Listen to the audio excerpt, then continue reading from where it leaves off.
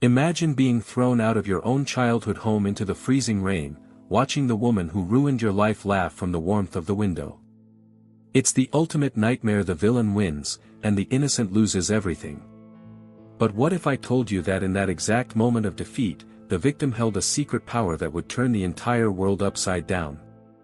What happens when the person kicking you into the gutter is actually trespassing in your house? We live in a world where it often feels like the greedy get the gold and the good get the garbage. It's exhausting, isn't it? Watching kindness get trampled by arrogance makes you question if karma even exists. It makes you feel small. It makes you lose faith in justice. But today, we are going to restore that faith. This is the story of Naomi Howard, an orphan stripped of her legacy, and Andrew Simmons, the cynical lawyer who helped destroy her. Until he uncovered a truth that was buried deep in the archives. This isn't just a drama about a missing will, it is a masterclass in resilience, a journey from the homeless shelter to the head of the table. But be warned, this victory did not come cheap. Before the champagne pops, there is betrayal. There is a jail cell. There is the crushing weight of public humiliation. We are going to walk through the fire with Naomi, feeling every scar and every tear, to get to the most satisfying moment of justice you will ever witness. If you believe that the truth always comes out in the end, join our community of truth seekers right now. Smash that subscribe button to stand with the underdogs. Like this video if you're ready to see a bully get exactly what she deserves. And tell me in the comments, have you ever been underestimated by someone who thought they were better than you? Let's uncover the secrets of the mansion. The thunder cracked like a cosmic gavel, sealing the verdict as the heavy mahogany doors were slammed shut with a finality that vibrated through Naomi Howard's very bones. Standing in the torrential downpour, she felt the icy sting of the rain mixing with the hot tears of a life suddenly fractured by the cruel stepmom's malice. The sprawling mansion, once a sanctuary of childhood lullabies and warm hearths, now loomed above her like a jagged fortress of stone, indifferent to the orphan shivering on its doorstep. It wasn't just a house she was losing, it was her history, erased in a single, violent motion that left her breathless and broken.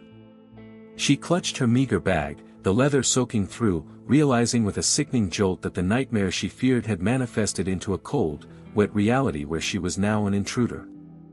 On the other side of the frosted glass, the stepmother smoothed her silk blouse, a predator admiring her kill, watching Naomi's silhouette dissolve into the gray storm. This eviction was not merely a financial decision but a deeply personal act of revenge, a poisonous fruition of years spent in the shadow of Naomi's late mother.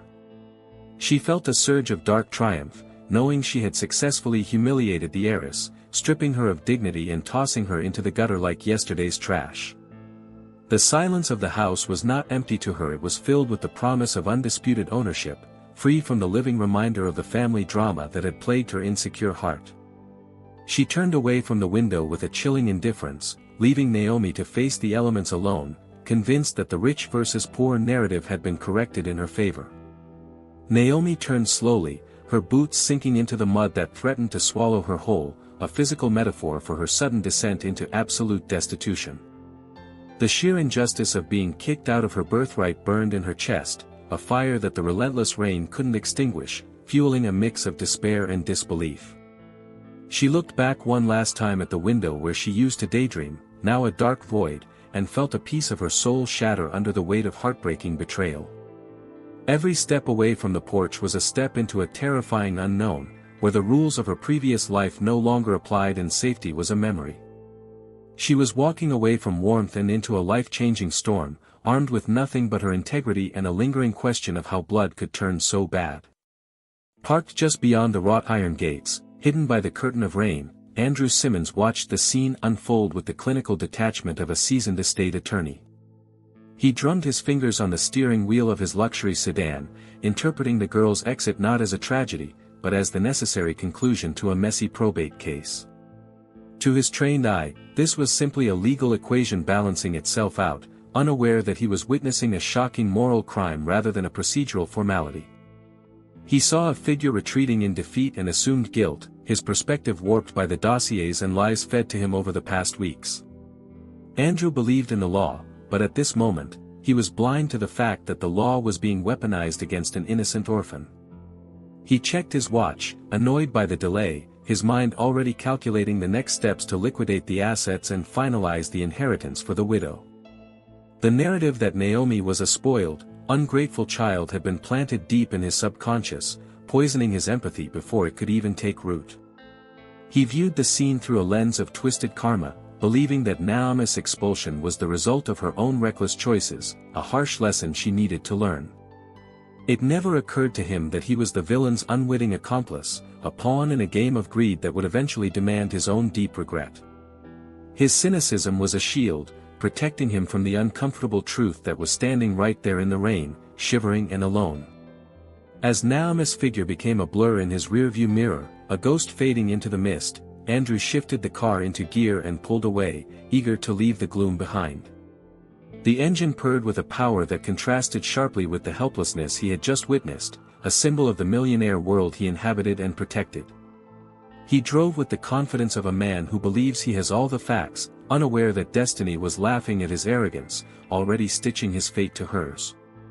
The rain lashed against the windshield, a rhythmic warning he chose to ignore, washing away the footprints of the girl he had failed. He thought the case was closing, but in reality, the true file on Naomi Howard was just being opened. Yet, as the estate shrank in the distance, a nagging thought pricked the back of Andrew's mind, a subtle dissonance he couldn't quite place. The image of her solitary walk didn't align with the tantrums of the brat he had been told about. It possessed a strange, quiet dignity that was unsettling. His thoughts began to drift backward, pulled against his will to the source of his prejudice, to the day where the poison was first administered. The rhythmic wiper blades acted like a metronome, counting him back in time to the funeral, where the cruel stepmom had first whispered her lies. The road ahead was clear, but his mind was traveling back to the graveyard, searching for a justification he suddenly felt he needed.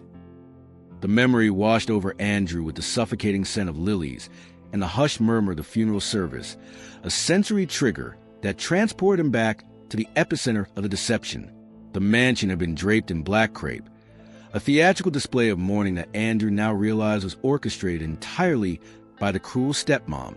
She had clung to his arm that day, her grip surprisingly strong, guiding him away from the few genuine mourners to a secluded corner where she could inject her venom directly into his ear. She played the part of the grieving widow to perfection, dabbing at dry eyes while she painted a portrait of Naomi as a volatile, ungrateful orphan who had made her father's final years a living hell. "She only cares about the money, Andrew," she had whispered, her voice trembling with a fabricated sorrow that completely bypassed his radar, planting the seeds of bias that would grow into a forest of injustice. Across the room, standing in the shadow of a heavy velvet curtain, Naomi looked less like a villain and more like a ghost haunting her own life, isolated by the wall of lies being built around her. Andrew, however, viewed her silence through the lens a stepmother was crafting, interpreting her paralyzed grief as sullen indifference and her distance as arrogance. He watched her refusal to engage with the guests not as a symptom of heartbreaking loss, but as confirmation of the brat narrative he was being fed. The family drama was being rewritten in real time before the body was even cold, with the stepmother effectively erasing the history of love between father and daughter and replacing it with a story of estrangement. It was a masterclass in manipulation, exploiting Andrew's desire to protect the millionaire estate to turn him into a weapon against the rightful heir. The stepmother's voice was a constant drone of malice disguised as concern, detailing exaggerated stories of Naomi's reckless spending and disrespect, ensuring Andrew felt a moral obligation to intervene.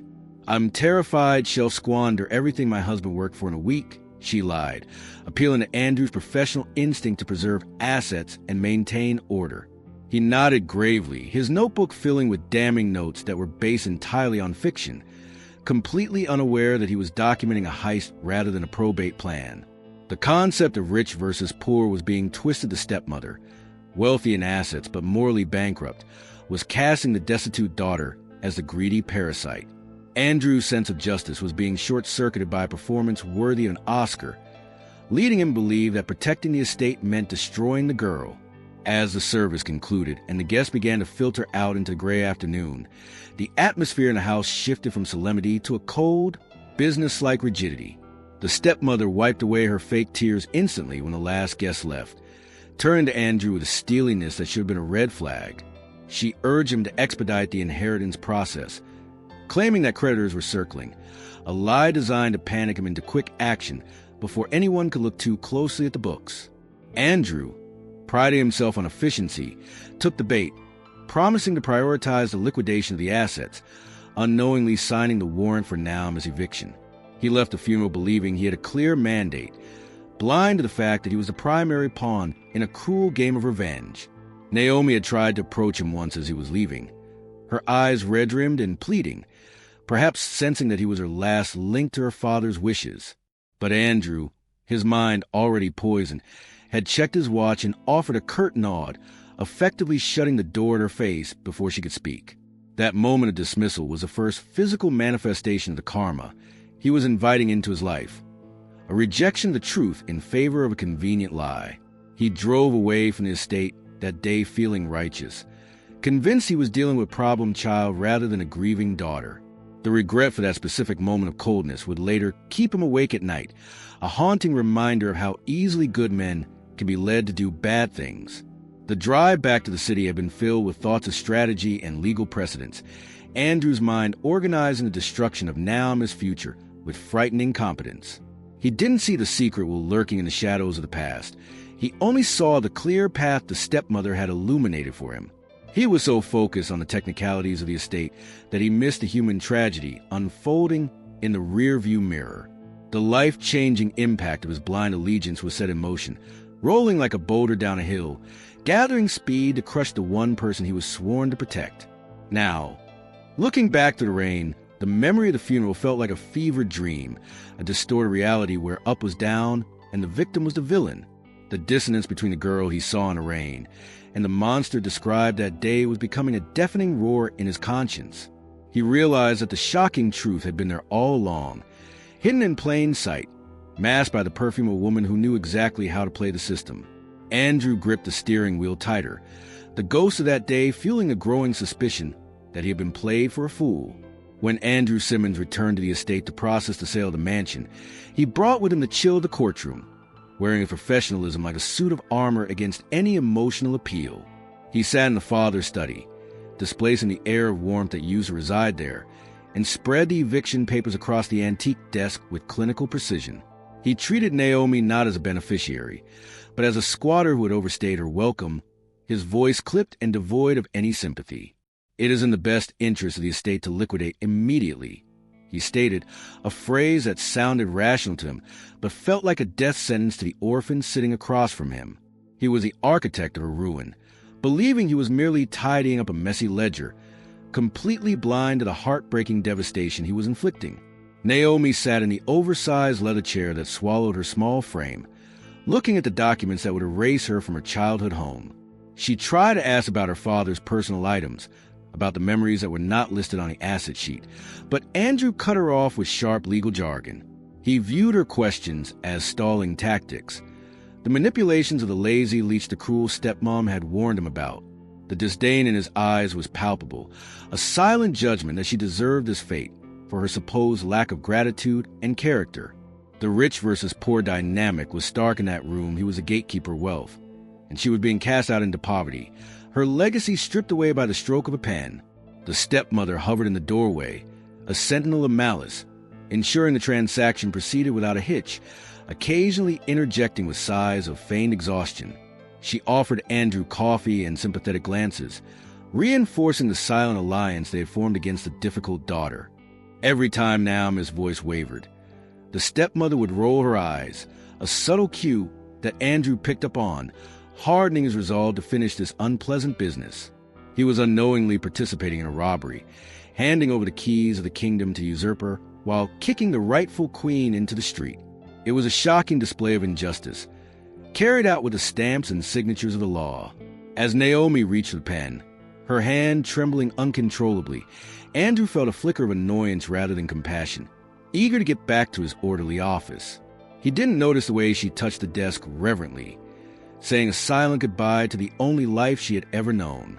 He was too focused on the inheritance tax implications and the wire transfer details for the stepmother missing the human soul crumbling before him. The family drama had reached its bureaucratic peak, transforming tragedy into paperwork. He pushed the final page toward her. The sound of the paper sliding onward echoing like a gavel striking a block. "Sign here, and you have until noon tomorrow to vacate," Andrew commanded, his tone leaving no room for negotiation or mercy. Naomi signed, her signature shaky and small, a surrender to a power she couldn't fight. At that moment, Andrew felt a sense of accomplishment, believing he had successfully navigated a difficult client for the benefit of the firm. He was oblivious to the karma accumulating on his ledger, the debt of guilt that would soon come due with interest. He gathered the papers, tapping them into a neat stack, effectively closing the book on Naomi Howard's past. He walked out of the study without looking back, leaving Naomi alone in the silence of the room that was no longer hers. He felt superior, a man of logic dealing with the chaotic emotions of a girl who refused to grow up. This arrogance was his blinding flaw, preventing him from seeing the uncovered truth that the stepmother's urgency was born of fear, not prudence. He drove away from the mansion feeling justified, his mind already moving on to the next case, leaving the wreckage of a life in his wake. However, the image of Naomi's silent resignation began to itch at the back of his mind as he drove, a tiny glitch in his perfect assessment of the situation. It was the first tremor of the destiny that was about to crash down on his orderly world, a subtle warning that he had missed something vital. The triumph of the sale felt hollow, though he couldn't yet articulate why. He had executed the law, but he had murdered justice. Weeks dragged into months, and the grandeur of the mansion faded into a distant, painful memory for Naomi, replaced by the relentless grind of survival. She had landed in the unforgiving reality of the working poor, trading her silk dresses for a grease-stained apron at a downtown diner that smelled of stale coffee and desperation. The transition was life-changing in the most brutal sense. She was now serving the very people she once dined alongside, her hands rough from scrubbing tables and counting pennies. Yet, fate, or perhaps a cruel twist of destiny, brought Andrew Simmons through the door of that specific diner, making him a regular patron in the theater of her humiliation. The first time Andrew looked up from his laptop and saw her pouring water at a nearby table, the recognition hit him like a physical blow, followed immediately by a wave of judgmental justification. He watched her navigate the crowded floor, balancing heavy trays, and told himself this was a natural order of things correcting itself. In his mind, her fall from grace was proof of her incompetence, a confirmation that she lacked the mettle to maintain her status without her father's money. He sat in his booth, the distinct line of rich versus poor drawn sharply between his tailored suit and her worn uniform, treating her presence as an awkward inconvenience rather than tragedy. For Naomi, seeing the man who facilitated her eviction was a daily torture, a reminder of the cruel stepmom's victory and her own powerlessness. Andrew observed her with a critical eye, expecting to see the attitude and laziness he had been warned about, waiting for her to snap or fail. Instead, he witnessed a grueling work ethic. He saw her double shifting, covering for other waitresses, and managing difficult customers with a patience he didn't possess. The cognitive dissonance began to grate on him. The spoiled brat narrative didn't align with the exhausted but efficient woman refilling his coffee. He found himself watching her more than his screen, looking for the cracks in her facade, but finding only a steely resolve to survive. The humiliated heiress was bearing her cross with a dignity that was irritatingly admirable. The diner became a stage for a silent war of perception, with clattering silverware and sizzling grills providing the soundtrack to their unspoken tension. Andrew would order his lunch with a cool detachment, avoiding eye contact, while Naomi served him with professional silence, refusing to give him the satisfaction of a reaction.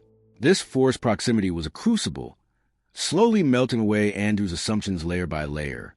He noticed the dark circles under her eyes deepening, the slight limp she developed after 10 hours on her feet, and the way she counted her tips with the intensity of someone who needed every cent. It was heartbreaking to watch, even if he wouldn't admit it to himself yet. One rainy afternoon, the diner was nearly empty, and the silence between them felt heavy, charged with the family drama that hung unresolved in the air. Andrew found himself lingering over his bill, watching her from across the room as she stared out the window at the rain, looking lost. He felt a strange pang of regret, a whisper of doubt asking if it had been too harsh, too quick to judge. He quickly buried the thought, reminding himself of the stepmother's stories. But the conviction was weaker than before. Why would a girl with access to a secret stashes, the stepmother implied, working herself to the bone for minimum wage? Naomi, for her part, maintained a wall of ice, serving him as if he were a stranger, which in many ways he was. She didn't spit in his food, she didn't beg for a loan, she didn't scream about the secret will or the unfairness of it all. She simply did her job. This quiet resilience was the ultimate revenge, a living testament that proved his assessment of her character was fundamentally flawed. It forces us to ask, how often do we cling to a lie because the truth is too uncomfortable to accept? He left a larger tip than usual that day, a subconscious attempt to assuage a guilt he hadn't fully acknowledged. As he walked to his car, he couldn't shake the image of Naomi Howard, the orphan he had displaced, fighting for her life one coffee refill at a time. The crack in his armor was microscopic, but it was there, and the water of truth was starting to seep in. Destiny was slowly turning the dial, preparing to shatter his worldview. It was a bleak, overcast Tuesday when the universe decided to test Andrew's cynical worldview and shatter it completely. Looking through the diner window, he saw Naomi step out into the grime of the back alley for a short break, clutching half a sandwich, her only meal for the shift. A starving stray dog, a skeletal thing with matted fur and fearful eyes, emerged from behind a dumpster, approaching her with cautious desperation. Andrew expected her to shoo it away, to protect her meager sustenance, consistent with the selfish character he had been sold. Instead, he watched in stunned silence as Naomi knelt down on the wet pavement, cooing to the animal, and offered the entire sandwich without a moment's hesitation. Andrew froze, his coffee cup suspended halfway to his mouth, the liquid growing cold as he processed the scene. He saw her stroke the dog's dirty head, a tender, genuine smile breaking through the massive exhaustion she wore inside the diner. This act of pure, unadulterated selflessness was a violent contradiction to the cruel stepmom's portrait of a greedy narcissist. A selfish leech does not sacrifice her own hunger to feed a creature that can offer nothing in return. It was a moment of heartbreaking beauty that struck Andrew in the chest like a physical blow, knocking the wind out his prejudices.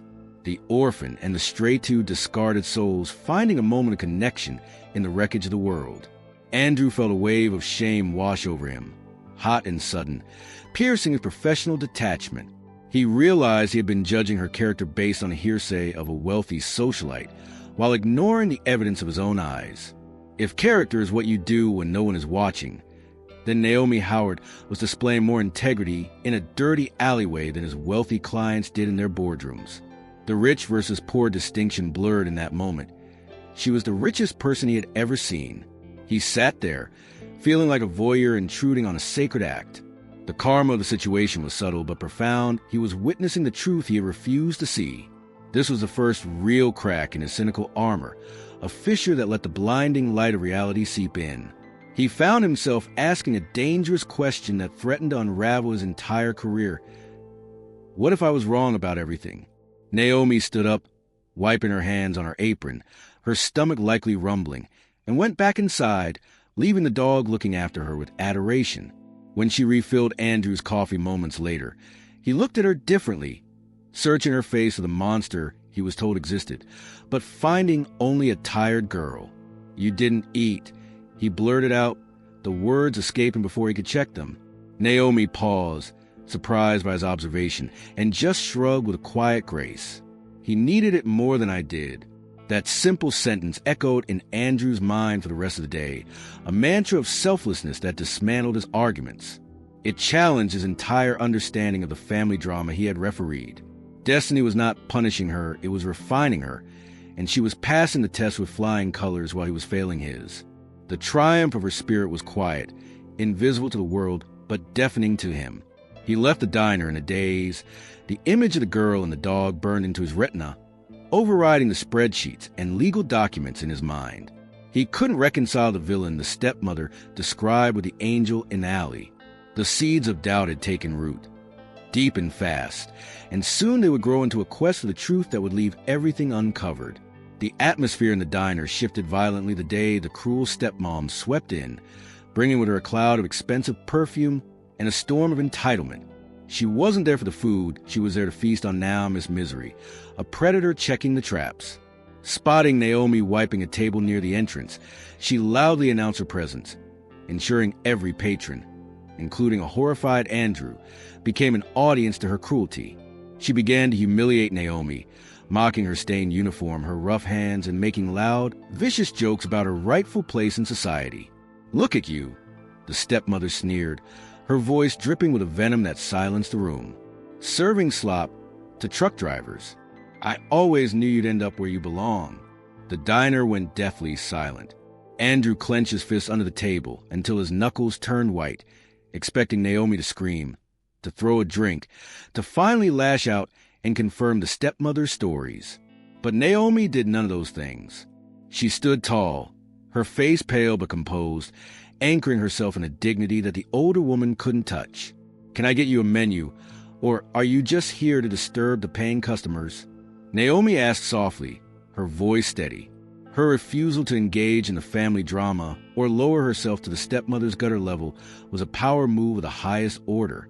Andrew watched, stunned by her restraint.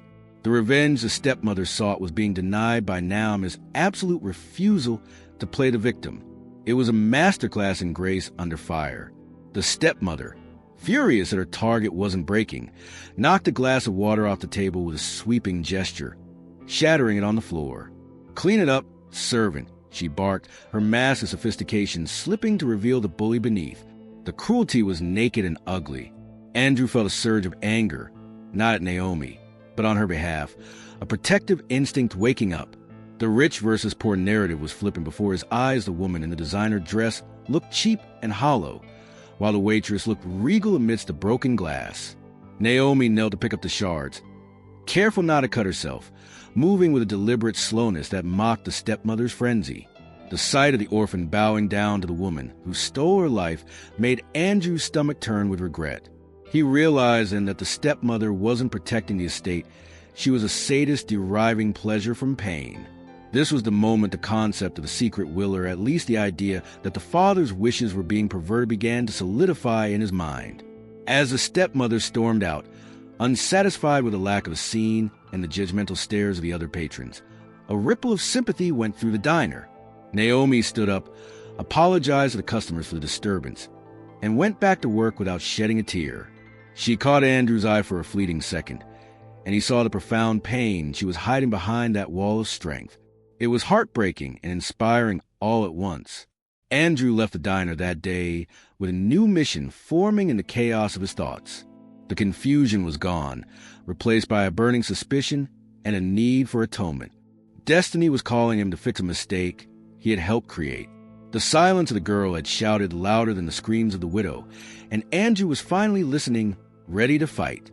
Andrew needed to know for sure, to eliminate the last percentage of doubt that his legal mind clung to. The cognitive dissonance was eating him alive. So he devised a test, a trap to measure the true depth of Naomi's character when she thought no one was watching. He visited the diner during a frantic lunch rush, sat in her section, and accidentally left his expensive leather wallet on the booth seat. Inside was a significant amount of cash, more than Naomi made in 2 months, and all his platinum credit cards. It was a cruel test, perhaps, but necessary to shatter the last remnants of the cruel stepmom's lies. He walked out and waited around the corner, hidden in the shadow of a building, his heart pounding against his ribs. Part of him, the cynical lawyer part, expected, almost hoped, that she would pocket the cash. It would be easy. She was desperate. She was kicked out. She needed the money to survive. He watched the door, checking his watch every 10 seconds. Minutes ticked by like hours. If she kept it, he could wash his hands of her, tell himself he was right all along, and sleep at night. But then the diner door flew open.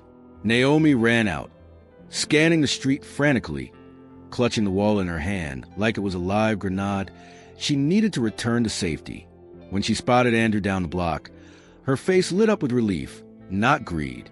"Mr. Simmons, you forgot this," she called out, running up to him, breathless. She handed it over immediately. "I was afraid you'd get far and not realize it. You have all your cards in there." Andrew took the wallet, his fingers brushing hers, and felt a wave of shame so intense it almost knocked him over. She hadn't taken a cent. She hadn't even hesitated to think about it. This was the ultimate proof. The rich versus poor stereotypes dissolved instantly into dust. Here was a girl with absolutely nothing, returning everything to a man who had taken everything from her. "Thank you, Naomi," he said, his voice raspy and thick with emotion. I didn't realize." He looked into her eyes and saw only honesty, a purity that made him feel dirty. The karma of the moment was a mirror reflecting his own prejudice back at him. He had tested her integrity and found it flawless in doing so. He realized his own was lacking. "You should be more careful," she said with a small, sad smile, before turning back to her shift, asking for nothing in return. She didn't ask for a reward. She didn't use the moment to beg for help. She was simply good. Andrew stood on the sidewalk, holding the wallet that felt heavy with his own guilt. The shocking truth was undeniable now. He had been on the wrong side of the war. He walked to his car, the wallet burning a hole in his pocket. The investigation he had toyed with was no longer a whim. It was a moral imperative. He had to find out why a woman this honest was painted as a villain. Destiny had handed him the clues now. He had to solve the puzzle before it was too late for the orphan. He was beginning to admire more than anyone he knew. Back at his office, Andrew locked the door and dove into files with a fervor he usually reserved for high-stakes corporate mergers. Intrigued and guilt-ridden, he began to dig into the family history, tearing apart every document he had previously skimmed. He pulled the property records, the bank statements, and the communication logs from the cruel stepmom. It didn't take long for Facade to crack the devil, as they say, was in the details. He noticed the glaring inconsistencies in the stepmother's urgent request to sell the mansion quickly. Why the rush? The estate was solvent. There were plenty of liquid assets to cover debts. Her desperation to liquidate the property immediately, even at a price significantly below market value, screamed of a cover-up. It was the erratic behavior of someone trying to destroy evidence, not preserve a legacy. Andrew cross-referenced dates and signatures, his eyes scanning for anomalies. He found emails where she claimed to be with the father at times when medical records showed he was alone or with nurses. The timeline of the estrangement she claimed between father and daughter didn't match the heartwarming birthday cards he found scanned in an old, forgotten file. The secret will theory began to form in his mind not as a fantasy, but as the only logical explanation for her panic. He sat back in his leather chair, the blue glow of the monitor illuminating his furrowed brow. The millionaire father loved his daughter. Every shred of paper trail, aside from the stepmother's word, proved it. Andrew realized he'd been a pawn in a game of revenge and greed, manipulated by a woman he had trusted. The realization made his blood boil with a cold fury. He started making calls, verifying facts he should have checked months ago. Every confirmation of Naomi's innocence was a dagger in his professional pride. He had been so sure, so arrogant. Now, the truth was beginning to serve its own justice, utilizing Andrew as its instrument. He was no longer working for the estate. He was working for the truth. Late that night, he found a discrepancy in the filing of the original will. A witness signature looked shaky, forced, almost identical to another signature on a different document. It was a subtle detail, one easily missed if you weren't looking for it. But Andrew was looking now. He was hunting. The uncovered evidence was small, but it was a thread that could unravel the whole sweater. He closed the file, his mind racing. He needed more time, but time was running out. The sale was approaching its final stage. He had to act fast to stop a life-changing error from becoming permanent. The hunt was on, and Andrew Simmons was finally on the right trail, fueled by regret and a desperate need for redemption. Just as Andrew was gaining ground, the cruel stepmom played her dirtiest card yet, sensing that her control was slipping, needing to remove Naomi from the board completely. She stormed into the diner with police officers in tow, creating a scene of theatrical outrage. She accused Naomi of stealing a priceless family heirloom diamond brooch before she was kicked out. The diner erupted in chaos, a public spectacle designed to break Naomi's spirit and discredit her character once and for all. Naomi stood behind the counter, frozen in horror as the officers approached, her hands shaking. "I didn't take anything. I swear." she cried, her voice trembling with panic. But the stepmother produced a witness paid off, maid who claimed to have seen the theft. The family drama had escalated from civil dispute to criminal charges. It was a desperate, vicious move, calculatingly timed to destroy Naomi just as she was finding her footing. And then Andrew walked in. The room fell silent. Naomi looked at him with pleading eyes, a spark of hope igniting in the darkness. She thought he was there to save her, the man who had seen her kindness. But Andrew, realizing that showing his hand now would spook the stepmother and ruin his investigation into the secret will, had to make a split-second, agonizing decision. He had to play the part of the cold lawyer one last time. He walked over to the police and spoke in hushed tones, appearing to side with the stepmother to protect the estate's reputation. "We need to handle this quietly," he told the officers, deliberately avoiding Naomi's gaze. To Naomi, this was the ultimate betrayal. A knife twisted in her back. The man she thought was starting to see her, the man she returned the wallet to, was turning his back on her again when she needed him most. The sense of regret and abandonment on her face was devastating. A silent scream that tore Andrew apart inside. It was a heartbreaking gamble he had to take. "Take her away," the stepmother gloated, flashing a triumphant, reptilian smile at Andrew. "Thank you for your support, Andrew. I knew I could count on you." He nodded stiffly, feeling like Judas, holding back the urge to vomit. He knew he was doing this to buy time to find the real proof, but the cost was Naomi's freedom and her faith in him. It's a terrible thing to break someone's heart to save their life. As Naomi was handcuffed and led away, she didn't fight. She just looked at Andrew, her eyes filled with tears of pure disappointment and betrayal. That look would haunt his nightmares for years. He had to sacrifice her trust to save her inheritance, but he wasn't sure if she would ever forgive him. The shocking turn of events left the diner patrons whispering and the stepmother victorious. Andrew watched the squad car drive away, his fists clenched so hard his fingernails dug into his palms. He was walking a tightrope over a pit of vipers. He had to find that document now, or he would be the villain of this story forever. The stakes had never been higher, and the clock was ticking down to zero. The hours that followed were the darkest of Naomi's life, a descent into a nightmare she couldn't wake up from. She was fired from the diner. Immediately her boss couldn't have a thief on the payroll and spent the night in a cold, smelling holding cell. The humiliated heiress sat on the metal cot, head in her hands, feeling the damp walls closing in on her sanity. She had lost her home, her reputation, her job, and now her freedom. The cruel stepmom had taken everything, stripping her down to nothing but a prisoner number. But the deepest cut was Andrew. She had started to believe he was different, that maybe there was one decent person in that world of wealth who saw her value. His betrayal stung worse than the handcuffs or the cold cell. She lost hope, believing Andrew Simmons was just another heartless rich man who hated her, a collaborator in her destruction.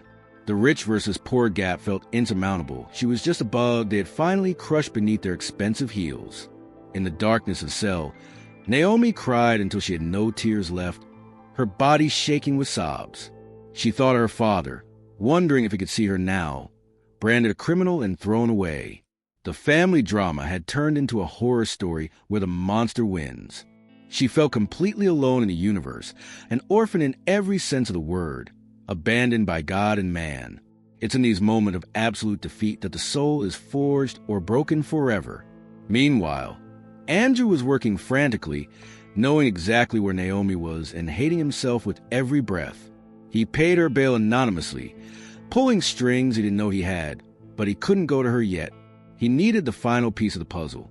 He knew that if he went to her now without the solution, he was just a man who let her go to jail.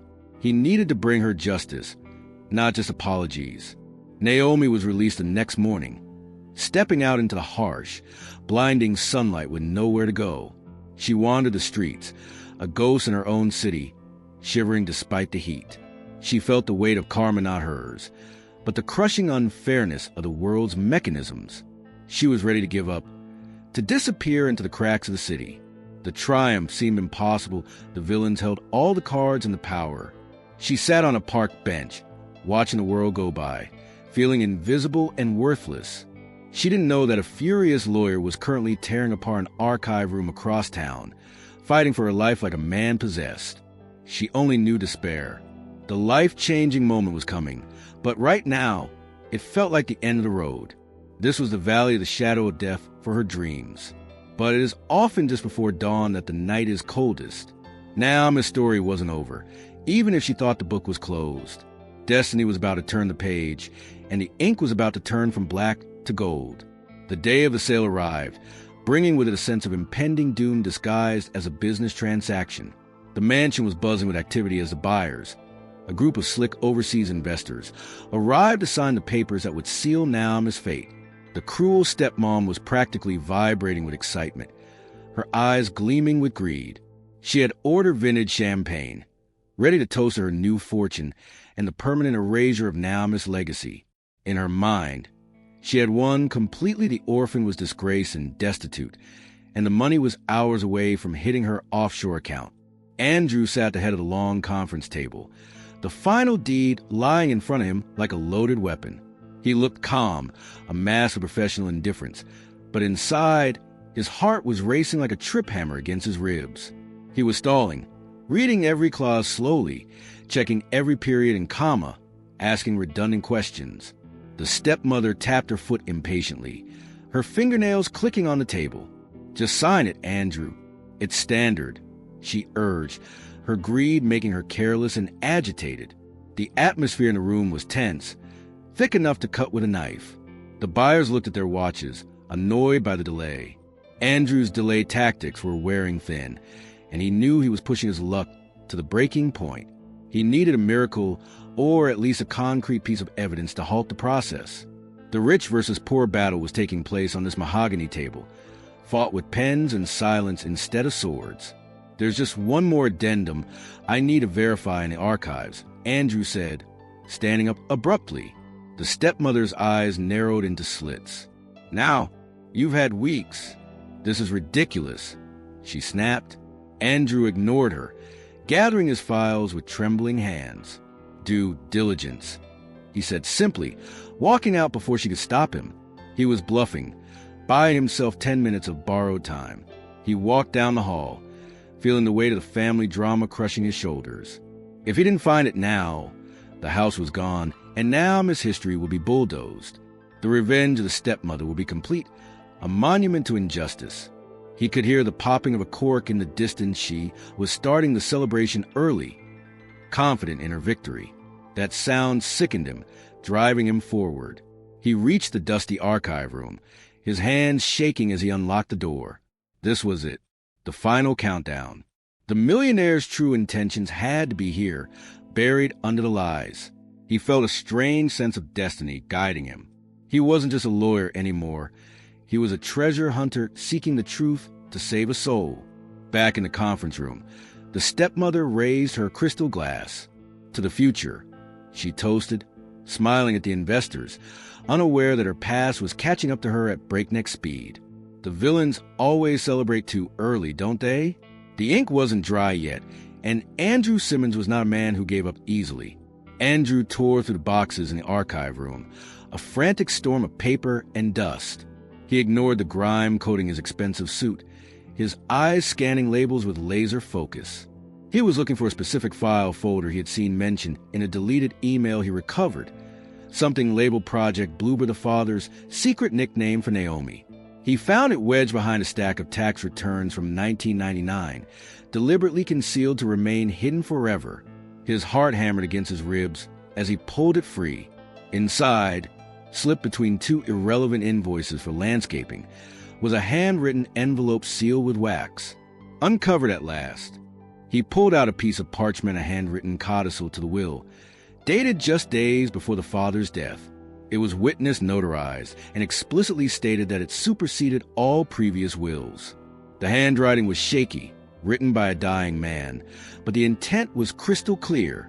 Andrew read the words, and his jaw dropped in disbelief. The mansion, the investments, the entire estate was never the stepmother's to sell. The father had known. He had known she was scheming. He had known her true nature. The codicil left everything, absolutely everything, to Naomi Howard. The stepmother was left with singular, biting bequest my forgiveness, which is more than she deserves. This was the secret will. The smoking gun. The stepmother had hidden it. Thinking no one would look in the old business files, assuming she had outsmarted everyone. She had tried to cheat destiny, but the dead man had played a longer game. Andrew felt a surge of triumph so powerful. He almost laughed aloud in the quiet room. This changed everything. It wasn't just a legal victory, it was moral absolution. He realized the magnitude of his mistake in trusting the stepmother, but also the magnitude of his redemption. He held the paper like a holy relic, a shield against the darkness. The cruel stepmom was not just a liar. She was a criminal who had attempted grand larceny and fraud. And Naomi was a rightful queen of this kingdom, waiting in the ashes. He checked the timestamp on the document. It was legally binding. The sale can go through. In fact, the stepmother was currently trespassing on Naomi's property. The regret he felt for his past actions transformed into kinetic energy. He had to move. Every second counted. Andrew slammed the file shut and sprinted out of the archive room, dust flying. He wasn't a composed attorney anymore. He was a man on a mission from God. He bypassed the conference room entirely, leaving the stepmother and the buyers waiting. The sale didn't matter anymore because the seller didn't own the house. He ran to his car. He had to get to the police station, then to Naomi. The life-changing revelation was burning a hole in his pocket. Andrew drove like a madman, weaving through traffic, breaking every speed limit in the city to get to the police station. He needed to clear Naomi's name immediately. He stormed into the precinct, brandishing the codicil and the proof of the stepmother's fraud like a weapon. "She's innocent," he told the desk sergeant, his voice leaving no room for argument or bureaucracy. "And I have the proof that she was framed." Within an hour, the charges were dropped, the evidence overwhelming. But that was the easy part. Now came the hard part facing Naomi. He found her sitting on the stone steps of the station, looking small and defeated, watching the pigeons with dead eyes. When she saw him, she flinched, expecting more bad news, more betrayal. That reaction broke his heart all over again. The heartbreaking reality of what he had put her through crashed down on him. "Naomi," he said, breathless, dropping to his knees on the concrete in front of her posture of submission and plea. "I am so sorry." He didn't use legal terms. He didn't make excuses. He just begged for her forgiveness. He told her everything the secret will to frame up the truth. "You own it all, Naomi. The house, the money, it's yours. It was always yours." Naomi looked at him, processing the words slowly. The shift from orphan to heiress was too big to grasp instantly, but she saw the sincerity in his eyes, the sweat on his brow, the sheer desperation to make it right. She saw the man who returned the wallet, not the lawyer who evicted her. She saw the regret burning in his gaze. You found it?" she whispered, her voice cracking. Andrew nodded vigorously. "I should have looked sooner. I should have known. I was blind." He held out his hand, not knowing if she would take it, terrified she would turn away. "Let me take you home. Please, let me fix this." It was a moment of rich versus poor dissolving into human versus human. Slowly, hesitantly, Naomi reached out and took his hand. It was a gesture of grace that Andrew knew he didn't deserve but would spend the rest of his life trying to earn. The karma had turned the universe was writing itself. They got into his car. The dynamic completely changed. She was the client, he was the servant. But it felt like a partnership forged in fire. As they drove back toward the mansion, the silence wasn't awkward anymore, it was pregnant with anticipation. Destiny was driving the car now, and they were heading toward a showdown. Andrew brought a confused Naomi back to the estate just as the sun was beginning to set, casting long, dramatic shadows over the driveway. The gates were open, and the luxury cars of the investors were still parked out front, glinting in the twilight. Naomi looked at the house she had been kicked out of, feeling a mix of fear and hope. "Why are we here?" she asked, trembling. "They're celebrating my ruin." "Not for long," Andrew said, a grim determination setting his jaw like granite. He led her to the front door, his stride purposeful. The sound of laughter and clinking glasses drifted from the drawing room. The cruel stepmom was popping champagne, reveling in her ill-gotten gains, drunk on power and greed. She was toasting to her own brilliance, unaware that her house of cards was about to collapse. Naomi hesitated at the heavy door. The trauma of her eviction was still fresh, a wound that hadn't healed. Andrew gently placed a hand on her back, a steadying presence. "Trust me," he whispered, fierce. "Walk in there like you own the place. Because you do. This is your kingdom now." It was a confidence boost she needed. The family drama was about to reach its explosive climax. They walked into the foyer, the sound of their footsteps echoing on the marble.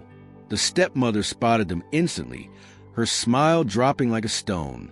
"What is she doing here?" she screeched, putting down her glass with a clatter. "I told you I never wanted to see this gutter trash again." "And Andrew, why aren't the papers signed?" The guests looked uncomfortable, sensing the shift. The rich versus poor contrast was stark: the pristine widow in diamonds and the disheveled girl in the diner uniform. Andrew didn't stop. He walked Naomi right into the center of the room, parting the sea of investors. "We need to talk," he announced, his voice booming off the walls. "The sale is canceled." Immediately, the room gasped. The stepmother's face went purple with rage. "You're fired," she screamed, pointing a shaking finger. "You can't fire me," Andrew said calmly, pulling the document from his jacket pocket. "Because you're not the executor of this estate. You never were." The shocking statement hung in the air like smoke. The revenge was not a weapon, but a shield of truth Andrew was holding up for everyone to see. Naomi stood by his side, her head held high, drawing strength from his conviction. She didn't know exactly what was about to happen, but she felt the shift in power. The millionaire's daughter was back, and this time, she wasn't leaving without a fight. In a shocking public reveal, Andrew read the truth aloud to the stunned room, his voice unwavering.